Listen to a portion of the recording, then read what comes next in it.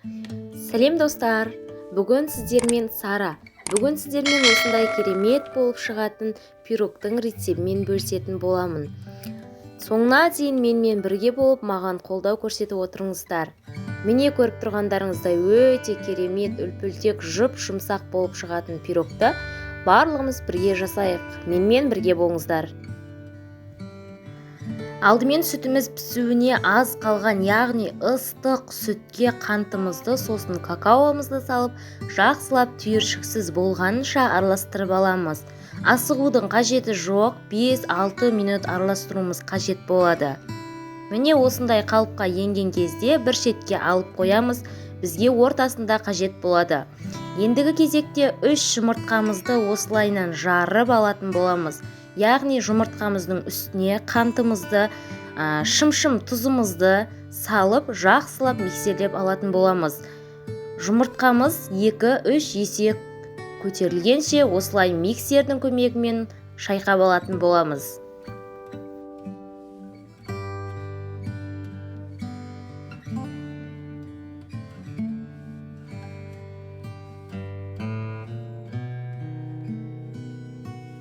Міне көріп тұрғандарыңыздай біздің жұмыртқамыз осындай аппақ болып 2-3 есе көтерілген соң алдағы істеп қойған какаолы массамызды құйып, қайта миксермен біркелкі болғанынша миксерлеп алатын боламыз.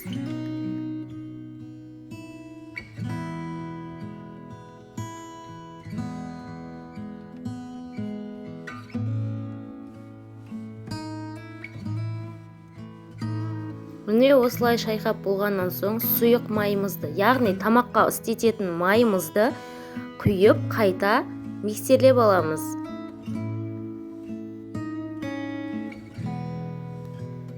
Сұйық майымыз осылай миксерленіп болған соң, ұнымыздың үстіне қопсытқышымызды салып, 2-3 бөлікке бөліп, осылай електен өткізіп салып аламыз. Ұнды салып болғаннан соң бірден миксермен шайқамайтын боламыз. Яғни осымен алдымен араластырып, сосын осылай миксерді қосқанымыз дұрыс болады. Себебі ұны дәл осылай шашырап кетуі мүмкін. Жақсылап бірінші миксердің қоспай араластырып алыңыздар. Міне осылай кезектестіріп, келесі ұнымызды да үстіне салып, дәл осылай електен өткізіп салып, 3 бөлікке бөлінген ұнымызды да саламыз. Дәл осылай қайталап, бірінші миксермен қозғап, сосын қайта миксерінің жылдамдығын қосып, біркелкі болғанша ғана миксерлейтін боламыз. Көп миксерлеудің қажеті жоқ ұнымызды, себебі біздің разлихтель, яғни қопсытқышымыз жақсы көтерілмей қалуы мүмкін. Сондықтан басы біріккенше, біркелкі болғанша ғана миксерлегеніміз дұрыс. Міне бізде осылай дайын болды, массамыз қаймақ сияқты болып шығады. Табамызға пергамент қағазының үстіне осылай массамызды жайғастырып аламыз. 180 градуста алдын ала, яғни 15 минут алдын қыздырылған пешімізге осы массамызды 20-25 минут пісіріп алатын боламыз.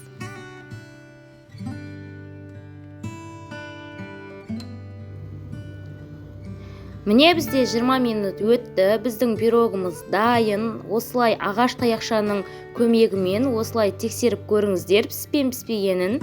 Міндетті түрде құрғақ болып шығуы керек. Міне піскен соң мен тез суы үшін осылай тапамнан алып, осылай екінші пергамент қағазының үстіне төсеп, яғни астына сетка салып, 20-25 минутқа толық суығанша қалдырдым. Міне осылай толық суып болғаннан соң 2-ге бөліп, осылай тарелкамызге өзіңіздің қалауыңызша қалаған кремдеріңізді жақсаңыздар болады, жақпасаңыздар да болады, өз қалауларыңыз. Мен кішігірім торт қып жасайын деп шештім. Осылай ортасына вареное молоко салып, осылай жасап қойдым. Жағып болғаннан соң екінші бетін қойып, сәндік үшін қант ұнтағын, яғни сахарный пудраны осылай шашып, әсемдеп қойдым.